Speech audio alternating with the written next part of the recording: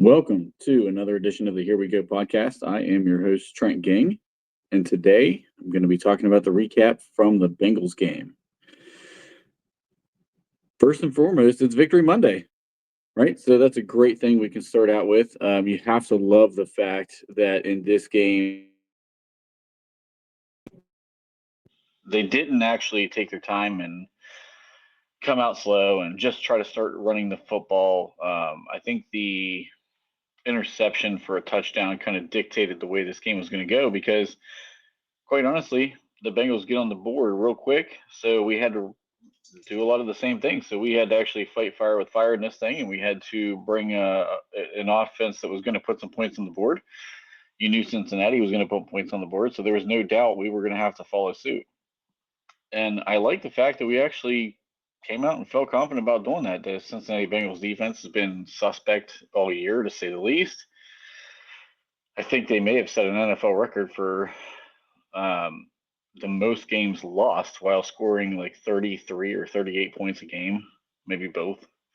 Um, they just aren't very good. And it's interesting to see how many of the people who preseason looked at this team and said that the Bengals were going to be in a fight to win the division. They were basically everybody was giving them a lock to make the playoffs. And yet, Colin and I talked very early on about how we did not believe in this Bengals defense specifically because of that defense alone. At some point, you have to have more than just three players carrying an entire team. This is still a team sport.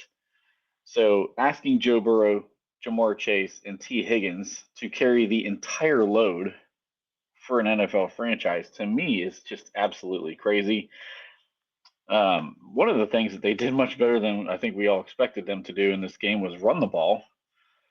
Chase had a really good game, broke a nice long run at one point, and that really, I thought that was an indication that if we weren't going to make them one dimensional, it was going to make it a much, much more difficult game. Luckily for us, we did get some turnovers on defense, and you don't have to play a perfect defensive game to beat the Cincinnati Bengals because their defense is going to give up about as much as you want. Like that's just the reality there. So when we talked in the pregame yesterday, one of the keys was simply trying to hold the Bengals to field goals. Joe Burrow has turned the ball over. We talked about him, the potential for him turning the ball over in this game. But this year, he's been lights out. He's really not turned the ball over a ton. I think he has 5 interceptions on the season right now. But to give up an interception on a play where Cam Hayward, first of all, does a great job of getting his hand up in the air in that passing lane, and actually had to make a little bit of an adjustment because it wasn't like he just stuck his hand straight up and the ball hit him. I mean, he did have to kind of move there, and great hand-eye coordination by him to react that quickly to make sure he gets a hand on that ball, first of all. Then T. Higgins tries to make a play on it. It's outside of his reach. The tip in the air favors the defense the majority of the time. Very, very infrequently does a wide receiver tip a ball that goes up in the air and the defense doesn't come down with that. But Deshaun Jackson or Dante Jackson, they're at the right place at the right time. Gets another pick. He's now tied for second in the NFL in interceptions with his 5th interception of the season. And the defense really, anybody out there who thought this defense was going to shut down the Cincinnati offense is just sadly mistaken. I didn't see that as something that was going to be the case. I thought Cam Hayward had a phenomenal game. I thought he was by far the best player on defense, and that's even considering the TJ Watt 2-sack performance with a strip sack fumble. I still thought that Cam Hayward had the best game out of everybody on defense. Meanwhile, the worst game out of everybody on defense easily goes to Joey Porter Jr. I mean, 6 flags in a game. I mean, it's hard to remember any DB in the NFL ever carrying 6 flags in a game and then acting like he doesn't need to change his play style, which to me is crazy. He thinks the refs have it out for him, but he's been a guy who's been very handsy his entire life, going back to Penn State and now through the NFL in his first couple of years. And I still feel like he's just going to continue to be that player because sometimes he gets away with it. There's other times he doesn't. And when you have a game being called where they clearly are watching the hand fighting, as a player, you just have to adjust. He doesn't do that. He just continues to play the same style and continues to draw flags. And every single one of those flags could have and probably are called in just about every game this season. It wasn't like they were even close. I mean, there's no way he's not finding the football on some of them.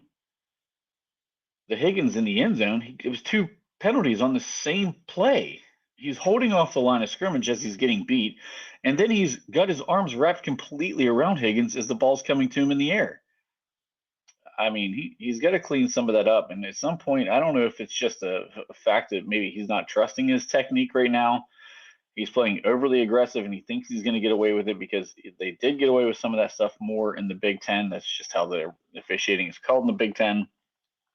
But something has got to give, and he's got to stop with the grabbing. Hand fighting is one thing, but the grabbing of the jerseys and wrapping your arms completely around a player and things like that, most of the time he doesn't need to do it. The majority of his flags, he's in a pretty decent position if he locates the football, and instead of grabbing the player, just puts his hands up in the way. I don't know. It's going to be something to monitor because at some point we could lose a football game based on his penalties. On the flip side of things, another guy that could cost us at some point in this season is George Pickens. I don't know what he's doing. He's his own worst enemy right now. And I'm not sure what's going to change that. I liked the leadership that Broderick Jones was showing and getting in his face and just trying to talk to him. He's not yelling at him. He's not, berating him, but he's trying to talk to him and calm him down. And George has got to understand there is nothing behind him on the depth chart. If he gets kicked out, our whole offense falls apart. I mean, it's frustrating because of his talent level, but the dropping the ball on a player who you already beat that play and you embarrass that whole play, and then it's just unnecessary. It's unnecessary. It costs the team 15 yards. It flips the field from being in their territory to now back in our own territory. Now you got to drive the ball that much further to try to get a touchdown in an offense that has been very up and down as of late. I just didn't like the idea of that. The pointing in the end zone with the gun shooting motion thing is going to be talked about a lot just because of the fact that some guys are doing it and they're getting away with it. Josh Allen, there was a picture of him and Josh Allen side by side, and to be perfectly honest with you, it was really the same gesture by both guys. Pickens gets flagged, Josh Allen does not. But here we go. If you want to talk about, what have you done lately? They know that you're this type of a guy, that you have a tendency to retaliate. You have a tendency to, do stupid things. Reputation matters in the way the officials call a game. I'm sorry, it shouldn't be that way. It's supposed to be unbiased, but that's just not human nature. There's a clear bias with George Pickens. If he's going to do anything they consider controversial, they're going to flag him, and it's quite unfortunate because I really think that these antics in his own headspace are going to get in the way of him being an absolute great player in this league. Because we talked about it in the preseason. Can he be a true number one? Everybody said the talent's there. Does the route running improve? Does the play-by-play effort improve? And I think you've seen all of those things coming together throughout the year. It's really the mental game for him that's holding him back at this point. There's no reason that guy can't be Justin Jefferson. He's got to get out of his own way to get there. He may never get all the way up to Justin Jefferson because Justin's a completely incredible. He's a unicorn of a player. He has no weakness in his game. But let's be honest, I think George Pickens has an opportunity to get there and be in that conversation of the top 3 to 5 receivers in this league. We see the talent. You see when you get the ball in his hands, good things can happen. You talk about trying to get him, a 50-50 balls, a 70-30 ball to him, like all these great things. But it feels like when you do these stupid antics and mistakes and personal foul penalties and fighting at the end of a game instead of trying to go after a Hail Mary, and it's one week after another, there's always something to pick at and say it's unfair because he's a young kid, blah blah blah. But he's going to cost our team a game at some point at the rate he's going. It's just a reality. And when it happens, you hope it's not in the playoff. You hope it's not when you're possibly on the bubble of making the playoff. We're not there yet. But these are the things running through my mind as I'm seeing all this stuff unfold. Um, the good side of the offense was basically everyone not named Mike Williams. First of all, I don't understand why Mike Williams gets less snaps than Ben Skowronek, than Calvin Austin, Van Jefferson. No, I'm sorry. He did have one more snap than Calvin Austin. The difference is Calvin Austin left the game in like the third quarter. It's just interesting to see the utilization there. You trade for a guy that you think could help draw a little bit of attention away from George Pickens to try to open Pickens up a little bit, make his life a little easier. And it turns out right now it's been Calvin Austin that's being the guy right now that they're looking to time in and time out. Cal had a really nice game. Obviously, the touchdown was a big touchdown. The bracketed coverages over top of Pickens and Freiermuth opened the middle of that field up. As soon as that safety started diving down toward Freiermuth, it really opened up things for Austin. Great play design. Arthur Smith, hard to pick apart any kind of a play call where it just didn't work in this game. Between he and Russell Wilson, everything they called worked. A lot of checks at the line of scrimmage when Russ saw certain coverages. So I thought the two of them were great. Russ played out of his mind. I think that might have been maybe one of his best games of his career, honestly. Put up 500 total yards, 520 yards of offense in this game, which, again, I mean, when's the last time something like that happened? 2018, 2017, I think it was, maybe. We're talking about going from Matt Canada offenses last year, where we're begging to hit 400 yards of offense with Matt Canada and Kenny Pickett, to Arthur Smith and Russell Wilson. And we're starting to consistently see 400-yard games, now a 500-yard game. We're making plays against defenses we couldn't make plays against in the past, and multiple guys getting involved. We finally see kind of a breakout game from Freiermuth, hitting him up the seam. We're using him in more of the middle of the field yesterday than we've done up to this point, really. The touchdown was another kind of seam route. Play breaks down. Russ gets outside the pocket. Freiermuth finds an opening kind of in the middle there. Get it to him, and he had plenty of room to work to get to the end zone. Najee Harris, 75 yards and a touchdown in this game. Najee had a really nice game. Najee had some really nice moves, a couple of nice spin moves, a couple of nice jump cuts that he hit in this game. Thought he did a great job.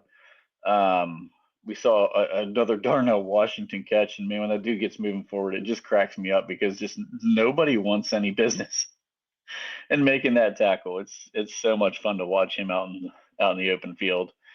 But it didn't have a big game, but I feel like every time I watch the game now, I'm finding myself, when I know it's going to be a run play, I just like train my eye to Darnell Washington, because the dude's just throwing people around. So it's not even just his ability to get in the pass game and open things up there on some checkdowns, but just the way that he's like throwing dudes around in the run game is fun to watch. Jaylen Warren had a pretty nice game in this one, more so in the receiving area than I think he had in the rushing area. but I thought he played really well. Peyton Wilson, man, Peyton Wilson looks like he's maybe becoming a dark horse for rookie defensive player of the year. Um, he's really come along, and it feels like the Steelers, if that guy stays healthy, feels like they found something in that rookie inside linebacker. Obviously, when the Bengals started going down, they had to pass the ball more. Rob comes off the field in those situations. You're obviously going to play Peyton Wilson in that situation, and he's not disappointed. I mean, the linebacker coverage hasn't been great between he and Queen all season, but man, he's putting together some solid games. This wasn't a good game from Patrick Queen, I didn't think, but I did think Peyton Wilson played really well. Another rookie, well, not rookie, but a second-year guy now, and Broderick Jones. He's starting to stack some decent games back to back to back. He's kind of gone quiet as far as like everybody like throwing it out there about how terrible he is and making these boneheaded plays where he just misses assignments and he doesn't know play calls. And I'm not seeing that now. Since really much since the bye, he's starting to stack some quality starts in there. I think he's playing pretty good, honestly. PFF wise, I don't know if you guys follow PFF or not. I'm not a huge fan of PFF, but they have graded him higher than Dan Moore Jr. I think both of the last two games, which is surprising because of Myles Garrett. And I think OA was more against Dan Moore Jr. than what we saw from Broderick. Might have been the last three games. Then Hendrickson, obviously Hendrickson is a fantastic player. I've talked about him a lot in the pregame too, about how I think that guy gets way less love than he deserves. He's a phenomenal player. Should easily be in the conversation to be defensive player of the year right now. In my opinion, I feel like he should be the front runner. That's just me, but another great player. Held him in check for a good portion of the game. He obviously had the sack. I think he had 2 sacks, beat Broderick Jones on 1 sack, and then I think he beat Dan Moore on another. But, offensive line was okay. I think Zach Frazier's still having a really strong season. He's out there, out in front of people. Made the one really kind of boneheaded mistake where he was way downfield. He was like 8 yards downfield on a pass play. It looked like a screenplay that just didn't quite work out. But overall, it's not much to really pick apart in this game outside of, defensively. Man, I don't like that soft shell zone kind of look when we almost play that prevent that's not really a prevent defense. And for example, the 3rd and 21 where T. Higgins just runs straight. And it's a zone where no one is like even close to him on the reception. And like, oh, we'll stop him short. Except he didn't get stopped short. He ran for another 10 yards past that 21 yard that they needed for the first down and ends up being a 31-yard gain. That type of stuff's inexcusable. I don't like those play calls. I get the concept behind it. It's just trying not to stop a big play, but like you have to at least stop the first down from happening, right? You've got to make more of an effort than that. Against these pass-heavy teams where the quarterback is talented, those type of things don't work.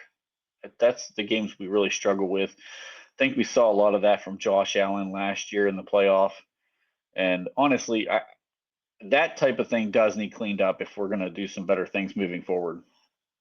So I think the defense, while they didn't play a great game, they got turnovers when necessary. They made plays when necessary. I wish they would have held more field goals and stopped some of the scoring. But if we're being honest, that's just a really, really talented offense. It's going to be hard for anybody to shut down. And so far, everybody this year has just tried to outscore Cincinnati because it's almost impossible to shut them down, especially at home. Joe Burrow is a great quarterback in this league. You have 2 great receivers on the same team. Those are 2 number 1 receivers, to be perfectly honest with you.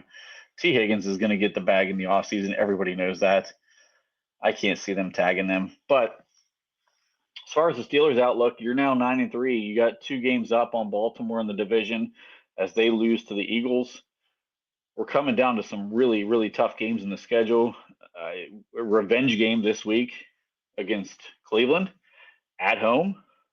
Not a short week. Let's see what we can do with that. Maybe get a little bit of revenge back for them.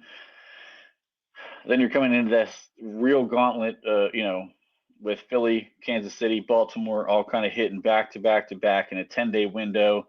That's going to get real interesting. And I will say this, Cincinnati, this may be the only time we see Joe Burrow this season, because I wonder if they continue to lose, will he even play on January 5th?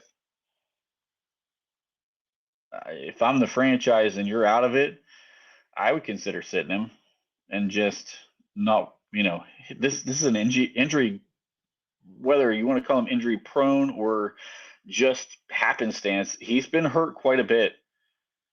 And so this organization needs to protect him a little bit from himself and make sure that he's healthy going into 2025 if they want any chance of competing next year.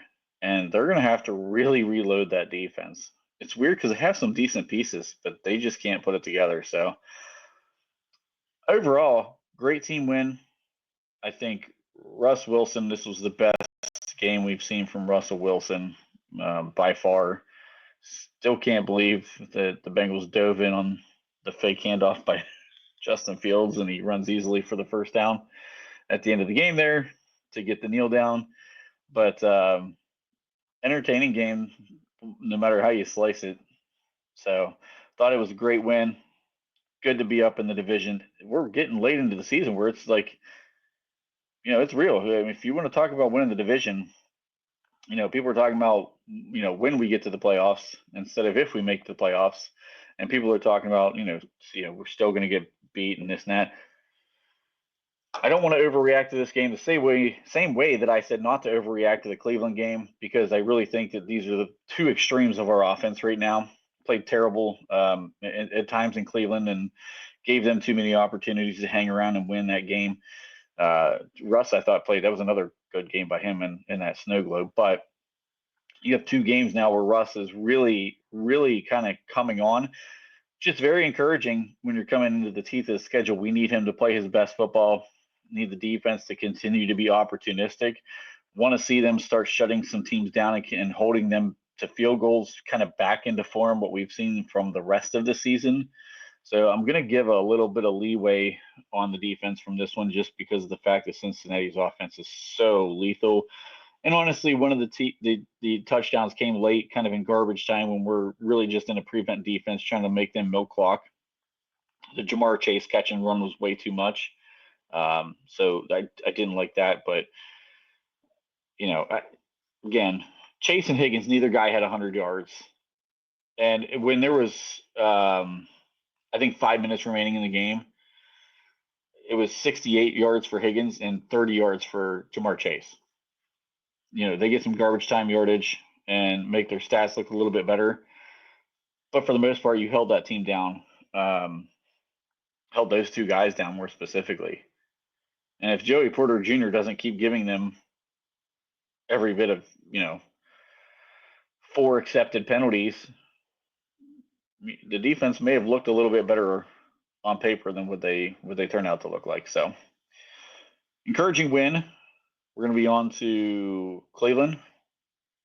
Hopefully we get that revenge game. But I liked it. Let me know what you guys think. As always, like, share, subscribe. Hit the notification bell so you know when we go live. And look forward to talking to you soon.